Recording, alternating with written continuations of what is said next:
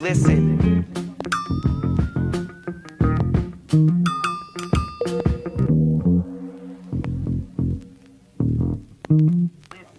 I spent my whole damn life in the city.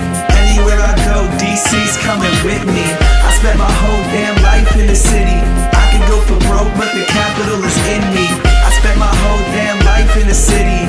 Anywhere I go, DC's coming with me. I spent my whole damn life in the city. I could go for broke, but the capital is in me. So I'm going to go here. I'm going to say 17-16, Commanders win.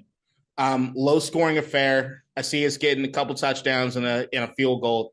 And I see because of that rookie quarterback, while they might be able to get in position where they need to, it gets bogged down the red zone quite a bit. And the rookie can't necessarily make the play, so they have to rely on field goals quite a bit in that one. KDot, you saw the clip. What's it like to know you're better than everybody else?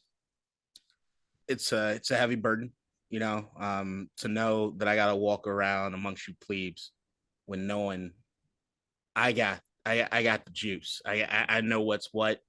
Like, I know the world would be a much better place if everybody just shut the fuck up and listen to me.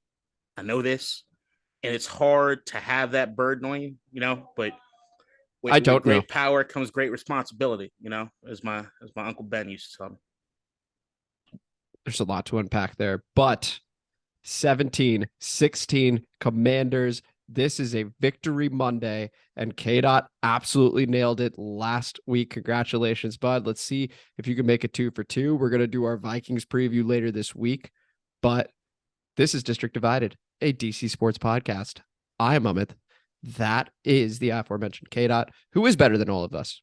All of us. Negrodamus in the flesh. Once again, can't say much there, but yes, just agree with it. I'm gonna set you up one of these days. You don't fuck this up. I'll actually have to edit for the first time ever. How you doing, bud? I'm good, man. Victory fucking Monday. We got the stunner shades on. Brendan's kind of changed things around here. Does feel kind of good. Feel like we got our Top Gun Maverick sort of look going right now, which is dope. I mean, I can't fit in those jets, but so same principle. I mean, it's hard not to feel good the way we ended up winning that game. That fourth quarter was electric from start to finish in both directions. Yep. Let's go ahead and get started on this. And why don't we start with the end, right? So we're down 16-7, not much time left. And I don't know about you, KDot, but I check Twitter, everyone's like, okay, this was a winnable game. They've already written it off. You check our group chat. People are like, it was a very frustrating one. We also could have been down more, but as luck would have it, for the first time since that Dallas game where Santana Moss 2 touchdowns in the fourth quarter, this is the first time since then that we've been down 2 scores in the fourth, come back and win. That's amazing. Yeah, think about that. Yeah, absolutely amazing stat.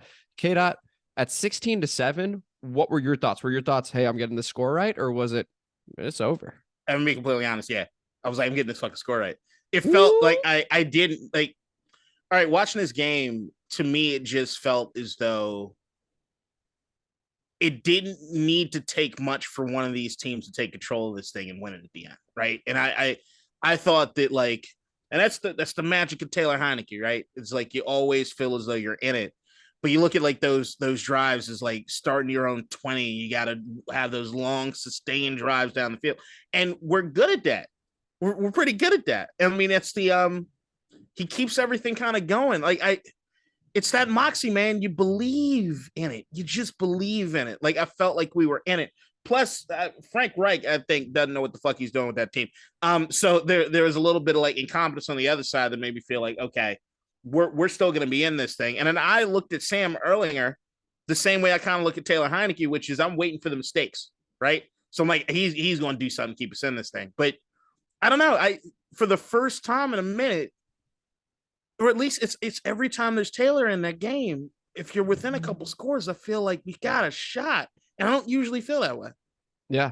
I mean, he's got, when you talk about the moxie, and each time, if I could give a recommendation for next week, it's throw the interception earlier, because this is the second time in as many weeks that he has played lights out after throwing an interception. Yep. Right. So we have the pick six with Devondre Campbell, and now we have Shaq Leonard, who's on a pitch count for the Colts, getting a pick. And then Heinicke goes in the final 2 drives, KDot, 12 of 14, 151 yards. He has 4 rushes, 15 yards, and a touchdown. He goes 2 for 2 on 4th down. And one of those, my God, I mean, to scramble and be able to keep the play alive, like, and then he trusts Terry, and we get the best Terry McLaurin content. Forget just football, just in terms of like the electricity that Scary Terry brings to this team and to fans everywhere. When he's going, this is my city, this is my motherfucking city. Like, he's getting into it. You can't help but feel that juice, that excitement watching this team. Taylor brings the best out of our best offensive weapon, KDot. So he's the guy, right? I mean, we're 2-0 with him, and there's a ways to go. But you're not going to see, at this point, you can't see Carson anymore. I think you've seen enough from Taylor to be able to go, okay, we either rock with him, or if things go south, it's Sam Howell time. Taylor, just a moment of gratitude for what he's done the last couple of weeks. I mean, he's filled in admirably. And again, throw the pick earlier so that you could just play lights out for 4 quarters instead of just the one, because it was scary down the stretch, KDot. Yeah, man. I mean, that's the thing is, like I said, you're always in it as long as you got him on the team. And yeah, it does feel as though he takes that mistake and he doesn't necessarily compound on the mistakes. He's like, oh, okay, I fucked that one up. Let me do better now. It just feels good, man. And look, you can see he's worked on himself, or he looks better than he did last year. Mechanics wise and things like that. He's still doing some dumb shit like throwing off his back leg, and that ball to Terry, which is just one of those, it's a ballsy play. It's just, hey, we pay this guy this much money. I'm not going to overthink it. Give him a shot. And Terry, more often than not, is going to come down with that thing. And that's what some of the best quarterbacks know, is just to have that faith in those guys that if I put it up there, they're going to make the play. It was just awesome to see, man. And to see Terry as fired up as he was in front of 70 people that he brought tickets for, be in his hometown. And my favorite clip of the game has to be Terry and Charles Leno on the side, where Charles goes up to him. Hey, whose city is it? It's my city. Yeah. That's awesome. Is this your city? Is this your city? It was just dope, man. It's the thing is, this team just with Taylor has its swag back.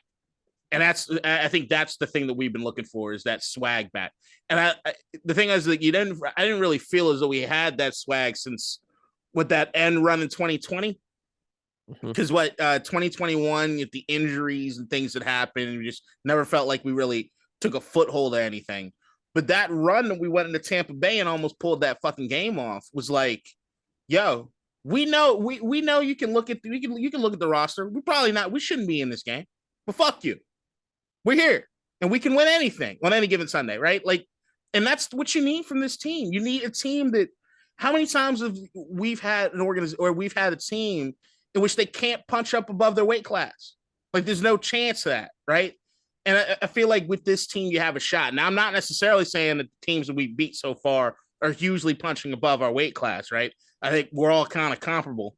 But you look at Indianapolis, was supposed to be so much better than they are. And you can tell they have talent on that team. Mm-hmm. And Aaron Rodgers, even though he has nobody to throw the football to, because unlike Taylor, none of the guys, you can't really believe in each other when there's no trust there, right? Right.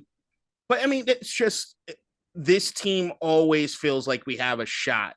And in the team overall, I mean, from where it is that I predicted we'd be, we're 1 game behind where I thought we'd be. So I feel as though we're sitting kind of pretty. Oh, sitting very, very pretty. And just one more note on there was a Charles Leno bit in that Terry McLaurin clip. There was also a moment with Taylor and Terry that was, you got the audio there too, of, I love you.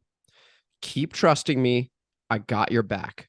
I mean, that to me says, I'm him and keep doing this because I'm enjoying myself.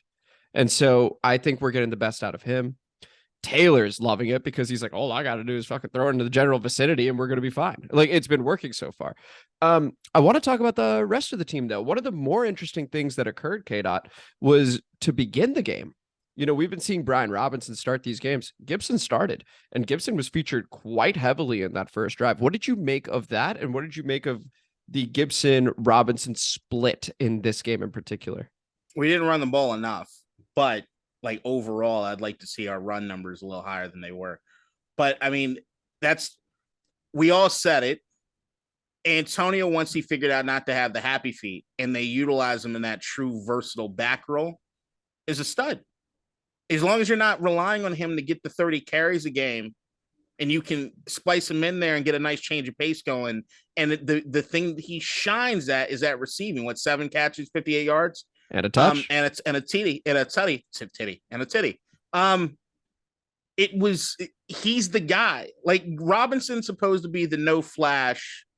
Here's the north-south. And I actually think, even though he didn't get a ton of carries today, under 10 or in the game, under 10, he was running north-south a lot better than I've seen him run. Couple big first downs. Right. So, and that was, he was almost automatic if it was like 3rd and 2, 3rd and 1. And that's what you want from that guy. McKissick still looks like the odd man out to me. I don't know exactly. Slipped on that 3rd and 3, dude. That was rough. That was scary. Yeah, that could have been the game there. But I just don't. The thing is, McKissick was the nice change of pace back when Gibson was the guy that we were asking to be the bell cow. Right now, I just think he's not. They haven't figured out a way to get him in and utilized properly. I still think when he's out on the field, it kind of telegraphs what we're going to do still a little bit too much. They just haven't figured out a way to get him really involved in the way that they need to. But yeah, I mean, other than I just want to see more of the running, more sustained drives where we can run. I like the split. I like that they're getting them both involved, and I do think Gibson should be the guy who's like the lightning rod.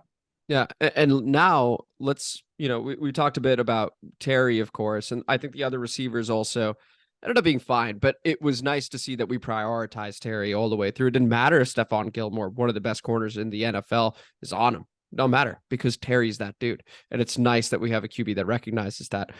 Switching to the defense, and Curtis sure. behind the backfield with the carries too. 4 carries, that's 29 the other yards. Guy. Yep. That's the split that you need to have with him too. You've got to get him involved in the backfield just to keep the defense honest. He's almost more the change of pace back, if we're being honest, right? I mean, you've got Brian, you got Antonio, and Curtis runs hard. He's hard to bring down too. Both those Ohio State guys. I'd tell you right now, Terry could do the exact same thing Curtis is doing. We know he can. Absolutely. But yeah, it's just if you do those sort of things, and that's why I'm almost at a point where unless they have something figured out for JD McKissick, I'd rather try to get the split working between Curtis, Brian, and Antonio more. Mm-hmm. Yeah, I think that's totally fair. But talking about the defense, trade him to Buffalo, please. For nothing. He deserves it. Talking about the defense, how about that goal line stop from one Jamin Davis, where he just busts through and obliterates. I don't remember if it was Jonathan Taylor or if it was Nyheim Hines. I think it was Taylor. Just makes Taylor a huge tackle to force 3 points instead of 7. And I believe, was that the one that was right after the Michael Pittman initially called a touchdown and then it was ruled short? I think it was that series. I think it was, right? Like, that was a huge play in the game. And Cole Hole comes out. I thought Jamin filled in admirably. I just want to continue to shout out the progress that's being made with Jamin Davis and how well he's played this season, KDot. Yeah, no, Davis, this to me was his biggest coming out party. There's always going to be room for opportunity or room for improvement across anybody on that team. So I'm not going to cherry pick shit for him. But yeah, with Cole being out of the game and knowing that they were going to ask him, I think he played like all of the defensive snaps, if I'm not mistaken. Just about, yeah. I think it was close if he didn't get all of them. Yeah, it was very, very close. So with that, it's like, okay, there were times where he absolutely shined on that field. And that's what you wanted to see from him, right? Mm-hmm. Is, hey, whoa, Davis made a play. Like, if you could say that a few times a game, I think he's sitting pretty, especially with the way our safeties are ranked. And they had Cam Curl playing a little bit close to the line. So good. The 5 guys on the line a lot. Yeah, Cam Curl, man, I've been saying he's one of the most underrated players in the league. Yeah, that rookie of the year, everyone wanted to give it to Jeremy Chin. I was like, have you seen Cam Curl's stats? I mean, the defense is transformed. I would love to see the stats with Cam Curl in the lineup because the first 2 weeks we looked kind of lost. Cam Curl, now he has the green dot and he was actually commanding the defense and taking all the calls. I mean, already, like, his 7th round rookie and already he's doing this. It's amazing at how young an age he is. And he's doing this. The terrible commentators, Robert Smith, just Jesus Christ, terrible. They Ellinger was like a yard short, and he's like, "Oh, they got a challenge." Like he easily. Do we need to hear about Ellinger's high school teammate 20 fucking times during the game? Oh, Granson, or whatever. The high school teammate. We go back to it. Like they had a graphic package for it. Just play the fucking graphic package and let it be. We don't. And then they called the other dude out for being a commercial real estate agent. You remember that? And they're like, in case you want to know about him, like. So we got a game happening. It's pretty close. Just stop with the shit. It's like the fucking blowout commentary. It doesn't make any fucking sense. God, what the fuck were we talking about? Cam Curl. Cam Curl. Cam Curl's great. The defense has been playing better. St. Juice has looked better. All these guys are looking really, really good, and they're young. What, Tressway's the oldest guy on the team at 32 years old. That's something nice. That was a cool fact that they threw out real there. Cool. That was hey, good job, commentators. Yeah, on that one. But yeah, I mean, still on defense, there's still these 20+ yard plays that we give up that need to get reined in. And what you were saying also about Ellinger being able to get out of the pocket and run, there were a couple of those runs that got called back, thank God. But there's we need to shore that up. We absolutely need to shore that up because there's just so many times where we're getting burnt. Like the defense will do a really good job, and then we got a 3rd and long, and they give up a 40-yard play, and it's all for naught. And that's the thing is you got to stay disciplined in those moments. And you kind of hear Ron Rivera talk about it in the game in the post game where you could clearly see while he was excited that we won, he was also disappointed in some of the aspects of stuff that we were doing. And he talked about some guys still playing for themselves and not necessarily within the unit. And I think that's speaking more to what it is the defense is doing sometimes. I look at the defensive line sometimes and what they're doing as far as the pass rush and just trying to get to the quarterback instead of actually being disciplined as far as in their lanes and making sure everything is shut down the way it needs to be. You don't need to be the guy that makes this play. You're setting up this guy to make the play. There's shit like that needs to get shored up because there's no excuse for it at this point. And that's the thing is we can bank on a big play or two every week. And we shouldn't be the defense that does that. Yeah. And shout out Jonathan Allen, who of course just makes another play, forces a fumble. And Payne. God, his Payne has been spectacular. I mean, it's gonna suck when we can't re-sign him. Well, that was the thing I was thinking about and someone had asked on Twitter, would you rather bring back Montez Sweat or Daron Payne? It is very much a conversation. I actually voted for Payne. I would bring him back. It's amazing how far we've come in that conversation where it was a foregone conclusion that Payne is absolutely gone. We're not re-signing him. We even drafted Phil Mathis. And now, given how well Daron has played, you are seeing the opinion shift. I don't know. It's going to be interesting this offseason because I think there may be a push. I don't think it's going to be a big enough push if we're thinking about this regime and organization and stuff like that. But he's played great. I mean, he's played great. I mean, that's the thing is we're going to save money regardless on the quarterback position. So maybe this is the opportunity where you do spend money on the fucking team. Right. Even if we go the draft route, you do Sam Howell shit. Even Heinicke still can't. Heinicke win the rest of the games out. He still is not going to be able to command a top 20 salary in the NFL. I'm sorry, it's just not going to happen. If he wins out, well, he won't. So no. But let's say let's dive through there for a moment. You can't just be speaking recklessly. This is a podcast. Right. This is very serious and professional. If Taylor Heinicke wins out with stat lines that he has been having, he will not be paid in the top 20 to top 15 quarterback. But he keeps winning. You're not going to get paid. He would be 13-4. I just want to be clear. Mm-hmm. In this hypothetical, he's 13-4. He's undefeated as a starter this year. You don't think he would make top 20? No. That's a take. I think he would. I think you'd have no choice. Well, yeah, I got to count the salaries out. I'm probably. You don't think Indianapolis is throwing all the money at him? Have you seen the way they do this? It doesn't have to be us necessarily. It'd be stupid as shit. But at that point, it would be us. It would absolutely. It'd be really fucking dumb. But No, because there's also, if that's the case, then what the fuck does Gibson's stats look like? That's true. On the subject of Heinicke, what I was curious about your take on this, KDot. You will see a lot of people who we love the Terry McLaurin play, where he basically mosses Stephon Gilmore, essentially winning us that game. But a lot of people look at that replay and go, Heinicke still got the noodle arm. If it were, a regular QB, I won't say regular QB, but a QB with a powerful arm. Right. Well, this is where I'm going with it. No, I think we're at 2 because I had mentioned his first name. Carson Wentz. We have the over. Fuck Smash the over. That once again was probably just for us, but we'll maybe inside get to that. Joke. But people are saying noodle arm.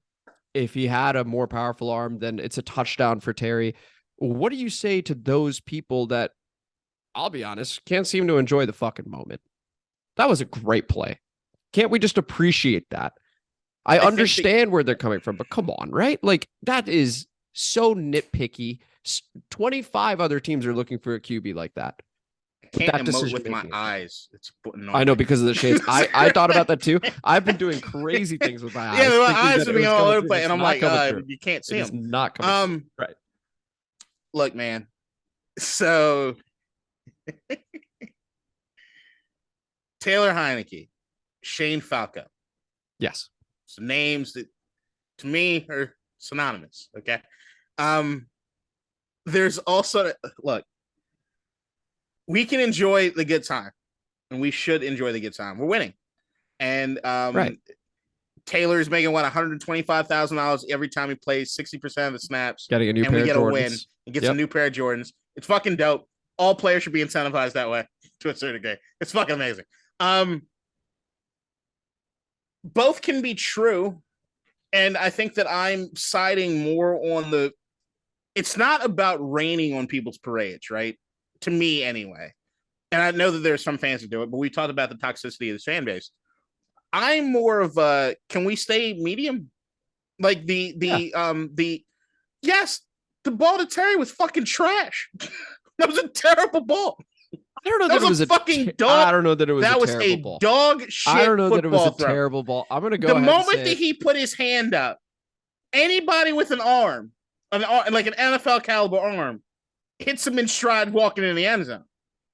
In that pressure situation, Trevor Lawrence misses him. Here's the thing. Trevor Lawrence missed. No, but here's the thing. Taylor also had to do some dancing, to do some maneuvering to get into the position to do what he needed to do, right? Yeah. But you can still see a lot of times when he's throwing the ball, he has one ball probably a game that you're like, I didn't know you could do that. Like, he has one of those. Right. He's not a Mahomes or Allen. We get that. I think we all get that. It looked like he did everything in his fucking power to get that ball to Terry. Like, he put everything he had on that ball. I disagree. I don't think he did. I think he just underthrew it a little bit, or maybe even knew. You know what's going to fire this team up? Me just putting a little less on it. You don't even believe your bullshit. You don't believe your bullshit. What are you talking about? No, I mean that. Taylor.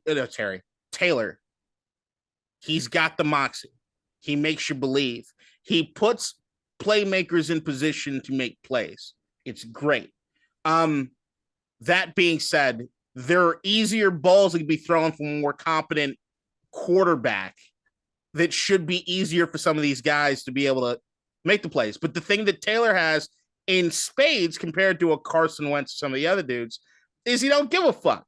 And there's a little element of the I'm not overthinking this. You guys can overthink it. I'm not overthinking this. And I'm not overthinking this, and we're winning games. I'm not fucking with that. And that's all it needs to be. But anyone that thinks that, like, does Taylor have it in this lead to the Super Bowl? I don't know. Trent Dilfer did it. So, like, I don't know. But there's the idea that you can see it. He can't make certain throws that certain other guys can't. And I can look across the league and say he doesn't have the arm strength of a bunch of guys. He doesn't have the accuracy of a bunch of guys. There's so many balls that you see that are like behind the guy, or oh shit, you could have had Curtis and made it easier on Curtis to make that ball. I'm glad you gave him an opportunity to do it, and he got there, but at least you didn't overthink it and didn't make the throw in the first place, or sailed it over fucking head nonstop like Carson used to. I'm not even making the case that he's the long-term guy. We've talked about that to ad nauseum, whatever. But what I am saying is that okay, hold on. What I am saying is that he has been in games and actually beaten teams led by Tom Brady, Derek Carr, Russell Wilson. These are like more household names or regular starters in the league that he has gone toe to toe against and actually beaten. He didn't. Right? Quarterbacks don't play each other. No, look, I know. That's why I said the team that he's so that's the thing. Them is as the QB. I know he's not playing against them, but he's doing enough to win against a future Hall of Famer. He's given the team enough confidence to play up to a level in which they can beat these guys. And how do you value he deserves that credit. Right. I value it highly. Right now in this situation, I value it a ton because you have a bunch of young guys that need to get better.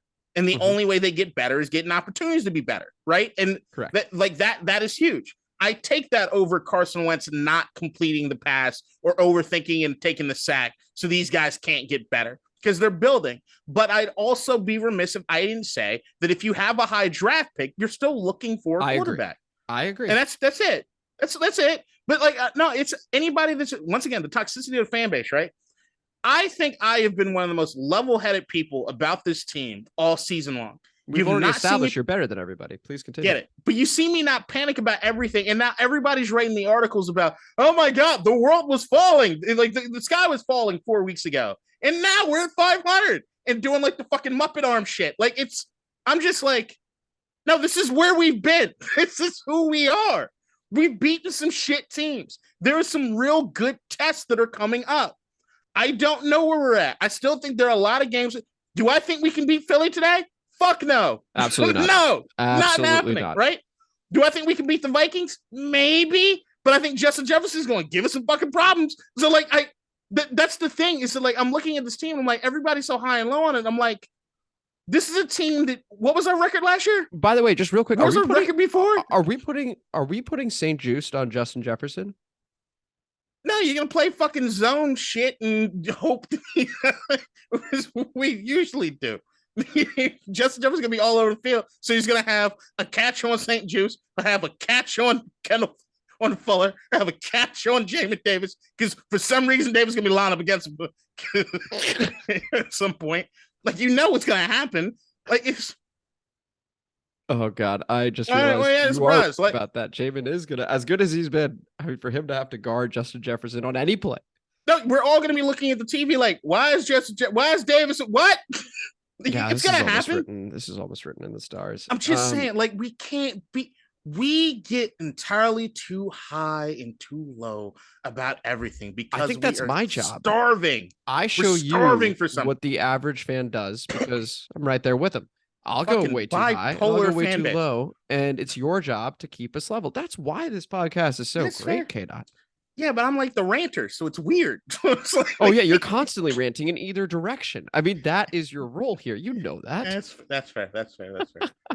It's just, this team is who it is I thought we were, I guess, when the record comes. So we're one game below where I thought we'd be. And if I look at where it is this is the early schedule. If we're looking at what I thought we'd beat Tennessee. I knew we'd beat Chicago. We handed it off to Brian Robinson. We maybe do. This is where I thought we'd have the longest stretch of wins, and I had us on a 4-game win streak. It was going to be Indianapolis, Minnesota, Philly, Houston.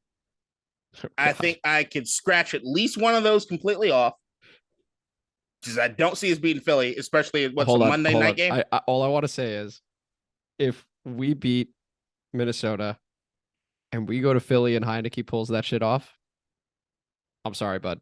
I'm going to be beyond cloud 9. I'm just going to be over here, long-term deal. He's the guy. I'm just warning you what's going to happen in the euphoria of that. I probably will. If he can beat Minnesota and Philly, you're there with me. You have to be. Yeah, I probably will be. I mean, the thing is, I have is that December, the end of November, December is where I had pain for us. I saw pain coming. So yeah, man, we'll see. We shall see. Yeah, this things we got a lot of division games left, man, and the rest of the division has looked pretty fucking good. Pretty good. Any final thoughts on the game before we move to the comment mailbag? Jim Irsay, your whole Ring of Honor thing to piss off Dan Snyder, I kind of appreciate it. I appreciate us getting the win a little bit. We love Jim here, man. I love and hate. I'm high and low on Jim. I'm high right now on Jim. That could change tomorrow, but as of right now, high on Jim. I do appreciate them having their own version of Taylor Heinicke. Hopefully, it works out a little better for them.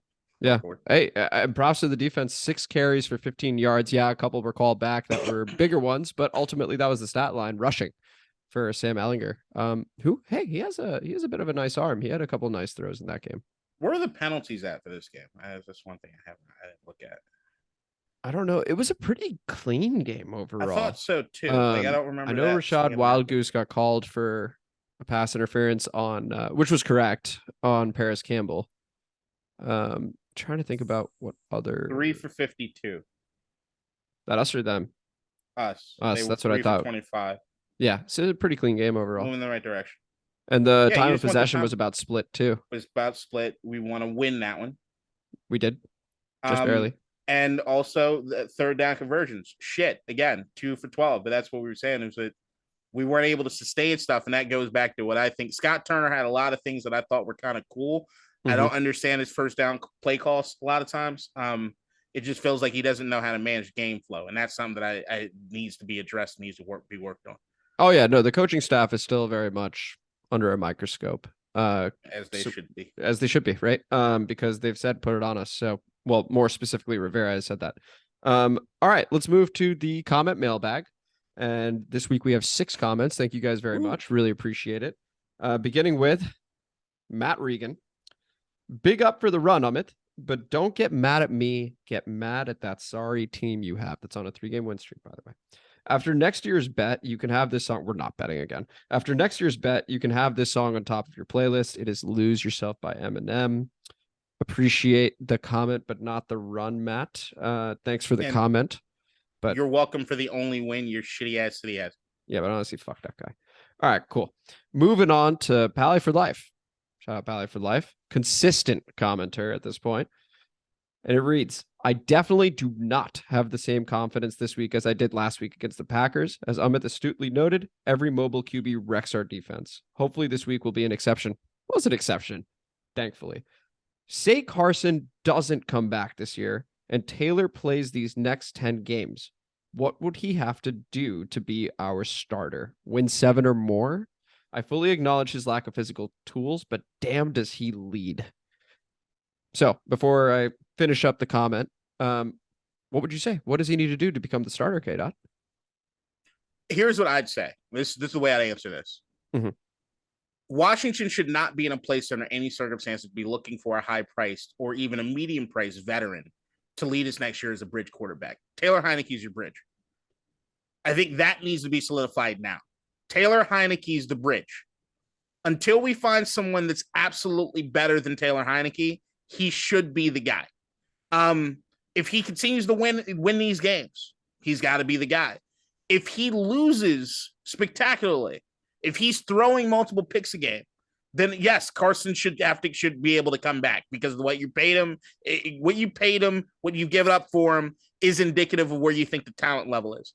But my thought process is that Taylor should win enough games out for the rest of this season that going into next season, if we draft somebody or anything else, right, Taylor should be the veteran that gets the starts until that guy's ready. So how many is enough, right? Because so Pally for Life suggests win 7 or more. Like, would it be? I don't think there's 7? A number.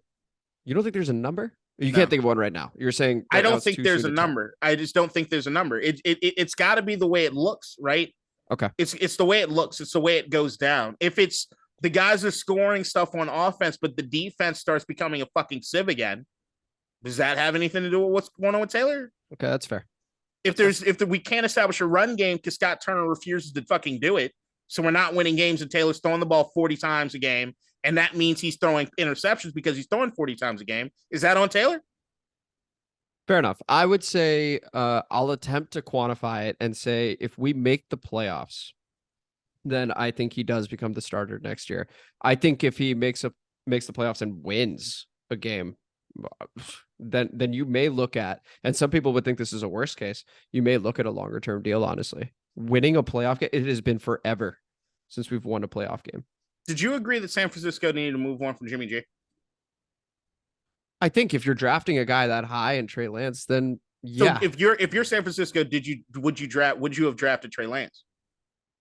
no, You I would wouldn't have done Rodgers that. I would would you not have have done kept that. would Jimmy G have been your guy? Yes. I agree with that. Yeah. But since they did draft Trey and they moved up to do it, I think they had to. I mean, because similarly to if you look at Kansas City with Alex Smith, they made the playoffs. They look pretty dangerous. But then Alex they went Smith to was Mahomes. an MVP fucking candidate that year. And then they went to Mahomes anyway. And guess what? He's Patty fucking Mahomes. So, like, I think San Francisco saw that, said, hey, we can take our project and do the same thing. They had a lot of confidence in themselves. It's still too soon to tell. He played in a monsoon and then he, tore his ACL. So, like, we don't know. But we've talked about this on old episodes of Dish Divided. What I think the way in which you build a team, I think the last piece is quarterback. So to me, this is if Taylor Heinicke gets in the playoffs, this to me is the dream come true. As far as him being the guy, and we wait for the final piece, the special person to come in and be the guy to catapult you. I am all about building your squad. The way the Kansas City did it with Alex Smith and the Patrick Mahomes is to me the ideal way to do it. It's the same way San Francisco is looking right now.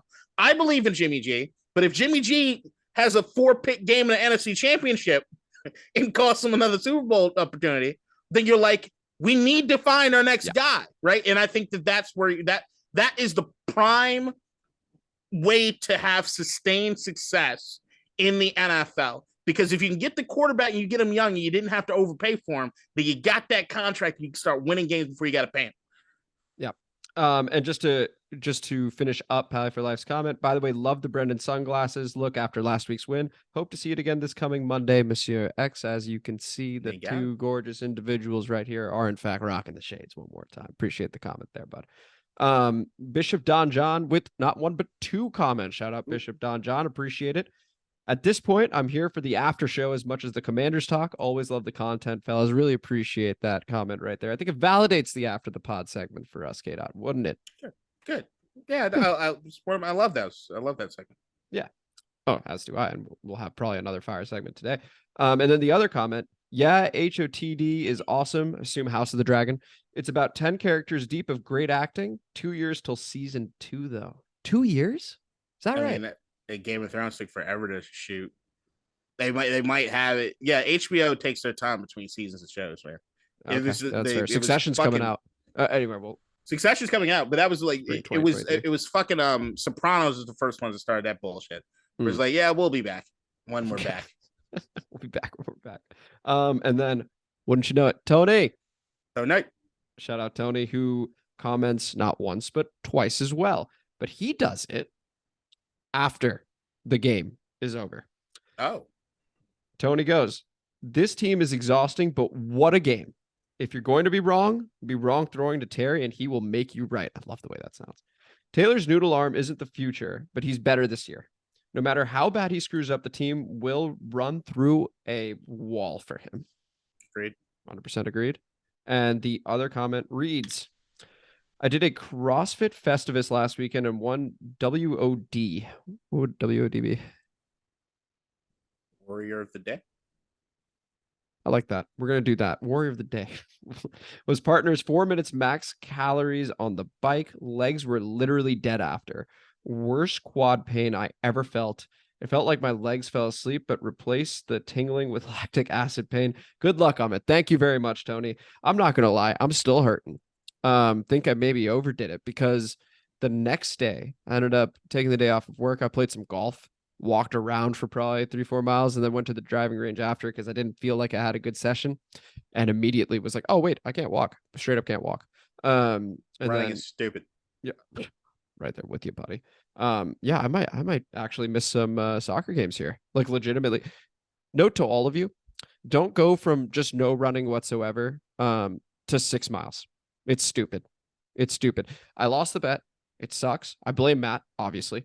That being said, maybe could have trained a little bit to avoid this situation where I'm, got the ibuprofen ready to roll, elevating my foot, icing it. Is it a bit embarrassing? Yes, but I wear it. I own it. I know what I did. Analyzed, move forward. That's where it's at. So don't do that. I don't think any of you will, but don't do that. It is reckless. Just smoke cigarettes, have sex, do drugs, live your life more fun than that. And remember, he's better than all of us. And this is District Divided, a DC sports podcast. Thank you guys so much for listening. As always, if you enjoyed today's episode, please like and subscribe. And please comment as you always do. We really appreciate it. We enjoy interacting with you guys, answering questions like we did for Pally for Life. And even getting the troll comments like we did from Matt Regan. Appreciate you guys as always. And we will see you with the Vikings preview episode Friday, 2 p.m. As always. Until then, Kirk Cousins revenge. Easy. Taylor's got me feeling really good, dude. I'm switching out. It's hurting my fucking eyes inside, man. And just to stick with tradition, I will stick with the shades. Okay. No worries. This basement is not artificial light. I'm like straining through this like this. And you can see my lamp through the reflection on the... Oh yeah, I can. Yeah. In case people are, oh, now you see two of them. Now just the one. Simple minded. That's me. So Powerball's at $1 billion now. Yep.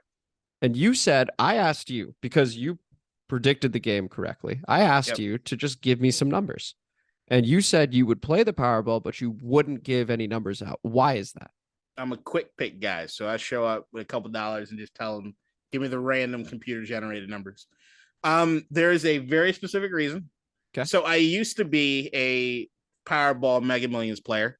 Like diehard, 4 times a week combined. Doing this again. Because I'm poor and black. I'm joking. So every demographic really, but it's. I just appreciate you waiting for me to drink water as you said that. That's why I did it. So thought I might get a legit spit take. I really did. I don't believe any of that. I just wanted to spit take. So here's why I can't, and I refuse. I used to have my little thing, and I'd have my numbers in it. Mm-hmm. The pressure it puts under you to make sure you play your numbers is insane. Because Lord knows, if 1 week I don't play those numbers and they hit, I will kill myself. I will absolutely kill myself. I will jump off the tallest building I can find. I will murk myself immediately. And sometimes you can't. Sometimes you just can't play. Sometimes you're busy. Sometimes you're out of town and you're in a state that they don't necessarily do Powerball or they don't do Mega Millions because it's not across the nation. And if I don't, if I have my regular numbers and it doesn't hit, I think I'm well within my rights to kill myself. Am I misinterpreting? You should be picking your numbers then. No. What? Didn't you just say that if your numbers did hit and you did not pick your numbers that you would? No, if I didn't play 1 week. Oh, and my numbers got it. Okay. There's pressure then. If you have your numbers that you go into, because you have your lucky set of numbers. In so Powerball. You just don't even go there because. No. Got it. I used to. It. And, okay. And enough time has gone by that I forgot my numbers. Oh, and perfect. that's great. Like, I don't even remember anymore. So you're no longer potentially lottery suicidal is what you're saying. Exactly. There are only 2 numbers that I know would be in any set of numbers that I have. I know those for a fact. But it's just 2. So even if the 2 show up, I'm like, I don't know if the rest of them would have done anything. Okay, I misunderstood what you were saying. This now makes total sense to me. Yeah, that makes sense. Yeah, no, I think you got to rock with that logic. Horrible. It's terrible. A horrible thing. Like the odds of that, like the numbers you carefully curated and you have and you're planning. It's why my mom would be sick as a fucking dog. She either asking somebody else to go play her numbers or she is trekking. I've seen her trek out in the snow. I've seen her walk. I've seen her do everything. Because if it ends up not happening, if those numbers hit and you didn't play, you'll never forgive yourself. That's true. Oh man, life's a beautiful thing. Really. So I'm just imagining your mom just walking out of the snow, like pacing. Just light-skinned Jamaican woman walking through the snowy streets of DC to find a corner store to play her goddamn numbers. Oh man, that's a great. If there's some people that I know probably in our comment section, and they know having to run around with the numbers for grandma or your auntie or whatever it is you had to do. I have done it tons of times. You go in there and they got all the change and shit, and you're trying to keep everything straight, and then you don't know exactly what it is you're ordering because grandma plays 6 games, not just the Powerball, the Mega Millions. She plays all of them, motherfuckers. Oh man. Well, As long as you're not okay. one of them dudes in the liquor store playing Keno or doing the virtual horse races. Oh, you'll see that. You will absolutely see that too. There's an Exxon in Upper Northwest near it's at the corner of Nebraska and Connecticut Avenue, across street from Policy Press. Yeah. You know, There's sure enough some winos out there chilling in that fucking spot. I'll never get gas there.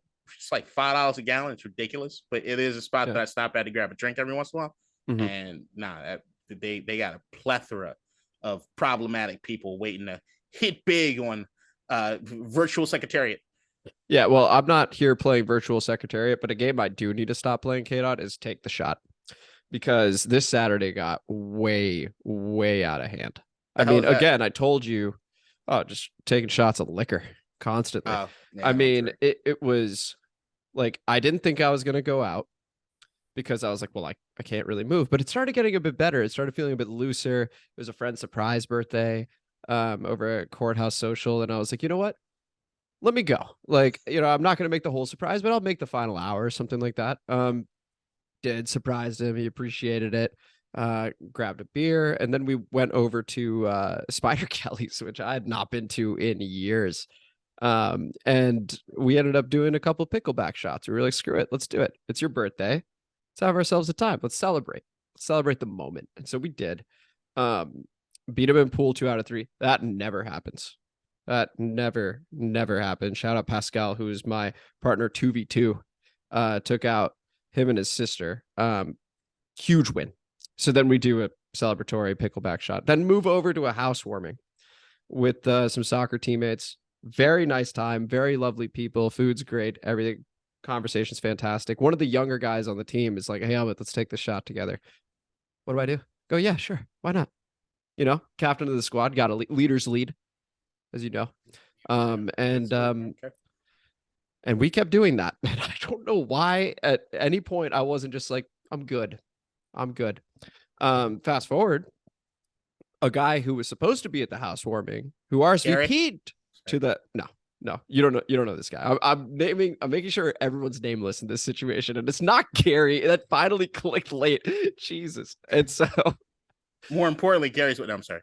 He goes, hey guys, not gonna make it. Feel a little hungover, but would love to hang out. And I was like, you know what? My night's getting a bit out of hand. I can leave this housewarming a bit early, go to his place. We'll have a drink. I'll be fine. Now, the one thing you need to know, and this is going to sound a little weird, but just listen to it. I hadn't been to his place before, so I didn't know his address. So he shoots me an address, and I was like, okay, sounds good. He had hosted a Halloween party the day before. This ended up being the same address, so I was like, this must be his place. He was listed as a host for the party. I go over there. I'm not dressed up. I mean, it's a housewarming, that I was going to. And so then I meet up with this guy who has said, I'm hungover. I can't make it.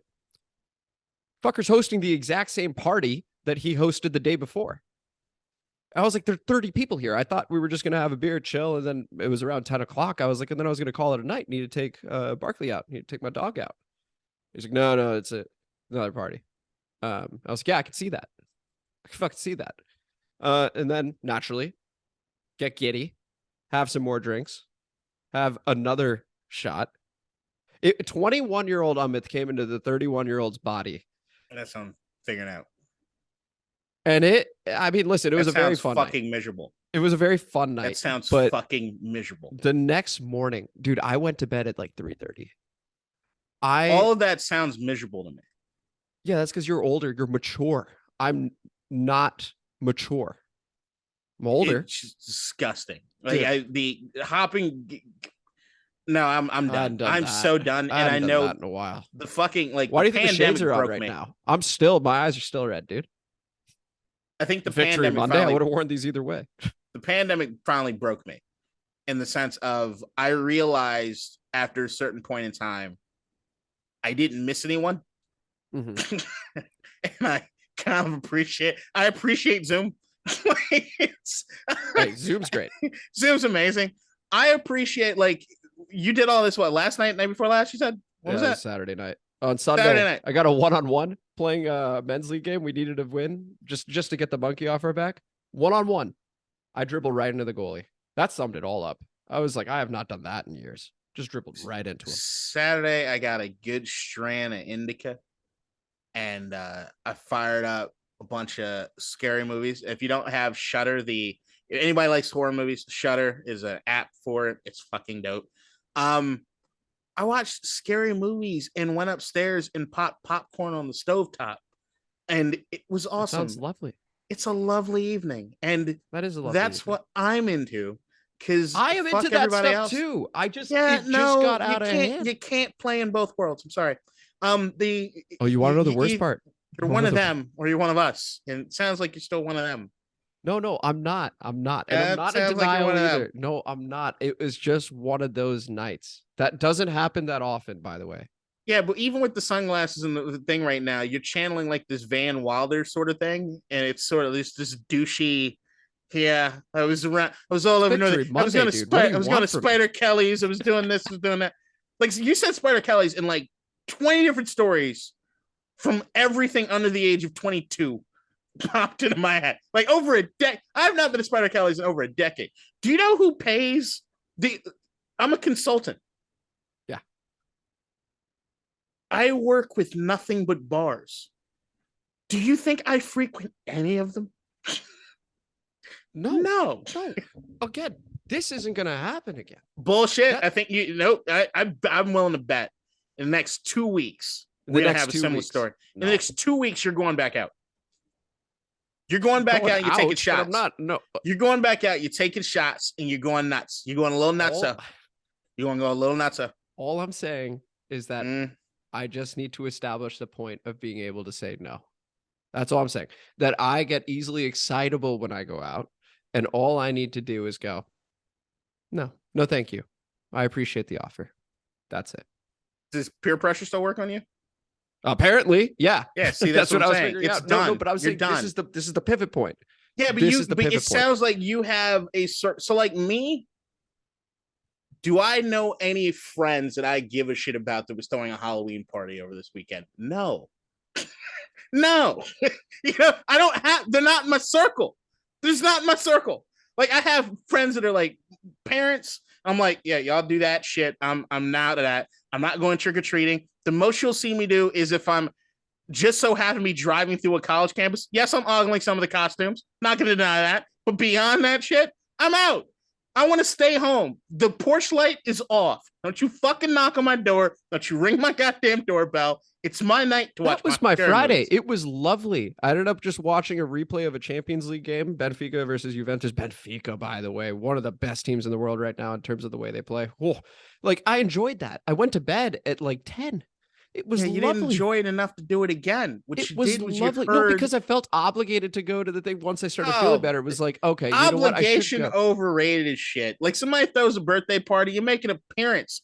I'm the appearance god. I'm the appearance. Okay, here's the appearance. Here's the appearance. All right, talk to me. Depending on what the situation itself is. Sometimes the appearance is a fucking FaceTime in the middle of the party just to show how much I care. And then you'll talk to me about 15 seconds and I'll let you go. Because nobody wants to be on a FaceTime in the fucking party. And I realize that. But you're going to see my face for all 10 to 15 seconds and wish you a happy birthday, a housewarming, whatever. And we're fucking done. If you're doing a housewarming party, you know what I'm doing? Showing up, bottle of wine, something right there. Here you go. Hey man, I'm so sorry. I'm headed up to Baltimore. I'm headed up to Philly. I'm doing everything. Because this is another thing you know about me, right? I am constantly on the move. You're constantly on the road. You were constantly on the road. Yes. Now here's the secret. And I shouldn't be saying this. I'm not always on the road, but you'll never know. I knew that. So I tell you right now, as soon as we're done, I gotta pack my suitcase and I'm driving down to DC. I'm in Baltimore right now. I'm driving down to DC. The thing is, more often than not, that's true. But the moments when it's not true, I have a guilt-free out because everyone knows you're on the road. On the move constantly. So it's built in. It's baked into the fabric of who I am. So when someone invites me to somewhere, there's already an initial. Yo, it'd be really great if Kadeen could come. So even if I even show up, Kadeen showed up. He sacrificed. Oh, you're building up your value. Okay. Bingo, bango, bongo, sir. I'm too easy. too Here's the easy. thing, It's I need because to of be the better. obligation. That's the thing. The obligation part of it is that Obligation. I let them know that I'm obligated to so much else. I got to make a living. And part of my living is moving around. I got work I got to do. Well, right? I think so. Here's the thing: life is going very well right now. Like I'm enjoying. I feel like I'm going to the gym way more often. Like reading more books. Like I'm building the life I want to be able to build, and I'm so happy about that. All I'm saying is, when I left the housewarming, I was under the assumption I was winding the night down, and you didn't. I mean, you fucked up. How did I fuck up? He told me he was hungover. I assumed I was going to his place and it was just one beer and that was that. The night doesn't end the way that you want it to. I know that. You fucked up. I fucked up. Okay, that's yours. That's it's someone you. It's nobody else's. Oh, you know how else I fucked up? I'm terrible at Instagram, by the way. So, same guy shows me a photo of this girl that he's like obsessed with. And he wants to stay in the corner. No, we're not doing that. We're not doing that, KDot. And I like 3 a.m. I tried to zoom in, so that makes it worse. I tried to zoom in by double tapping because that's how it works on my Android. That's a like. On what, a photo from 2014? Probably. If I had to guess. I don't even remember what she looks like. I don't remember anything. If you were to sort of line them up, like, be like who committed the crime, couldn't tell you who it was. Literally couldn't tell you who it was, but I just remember wanting to zoom in that moment because anyway, it was a disaster. The whole thing. He took it like a champ. He was like, it's over. Like, my shot with her is over. But he was chin up, move on. But like, that had to have hurt. And if you're watching, I would like to apologize because that was not my intent at all. The last time that I had that happen to me, and it was a while ago. Dude, that was like 3 a.m. like. Yeah, that's it brutal. It happened to me in between relationships. And I had one of those looking deep on the Instagram before I had all the followers and stuff like that. So you know what I did? I proceeded to spend the next few hours liking everyone's everything and sending spam messages. I was thinking about telling him to do that actually. And just be like, hey, someone just thing. Like, yeah. It was, hey, click this link to make your dick bigger. Like it was nonstop, just spam the shit out of everybody. So the following morning it was, if you got a like or message, hey, I'm sorry. So sorry about that. Yep. You got to do it every once in a while. Oh, well, that window's closed. That's actually brilliant. You got to be quick. But here's the kind of person I am, KDot. If I could undo anything, which is like the entirety of that night, being that hungover the next day, etc., or taking away that like for my friend, I would take away that like. That's what I would do. And that's why you spend certain nights getting drunk and doing things you don't really want to do. God, because this is why we do after the pod. It was for this moment right here. It's exactly what the fuck is happening. This is what's happening. Now, here's the thing. I'm not giving myself a lot of credit. I'm too pussy to say no, so I'm just busy. So it's just... Well, instead, I just go, I can make it work. That's my thing. I keep making it work. Yeah, no. Oh, we're getting really deep into this. Yeah, I can't go into too much detail because then it's going to ruin things for everyone that watches this. Yeah, you don't want to do that. Yo, he says he's always busy. Why the fuck is it? I'm trying to, because if I'm trying to make it work there, then I'm trying to make it work in other places. If I'm trying to make it work in other places, then I'm being too flexible. And if I'm being too flexible, then where's the room for me? Wow. Do you know what I prioritize just as much as like I've been terrible with it recently, but I usually have a framework of life. Okay. And it's like a schedule because I run my own business. So it's like I get to set my own hours depending on where everybody else is doing whatever. My Mondays used to be, things have kind of changed because relationship stuff. My Mondays were my off days. So like even the dudes that I did the other podcast with knew don't even try to contact me on Monday because he treats it just as important as work. Leave me the fuck alone. Like this is my day to do what I want to do, to plug out, and it's just as important as me working a 9 to 5. I found it to be that important. My time for me is just as important as anything work related. Might even be more important. Incredibly important. So, yep, those are my opportunities. If I want to spend the night writing, if I want to spend the night just smoking weed and watching scary movies, if I want to spend my goddamn time doing the things that I want to do, it is a top priority. It's it's prioritized more than anybody else's shit. You know what? That wasn't the pivot point for me. This is the pivot point for me. That realization right there. I appreciate that. That was huge. Not a problem. It's important. And what I'm going to do now, enjoy some pizza, enjoy this Bengals-Browns game, and go to sleep early. Can't wait for it. I'm going to drive to DC. Yes, you are. And safe travels to you. Thank you. I actually am driving to DC. I know you are. All right. We'll see you guys later.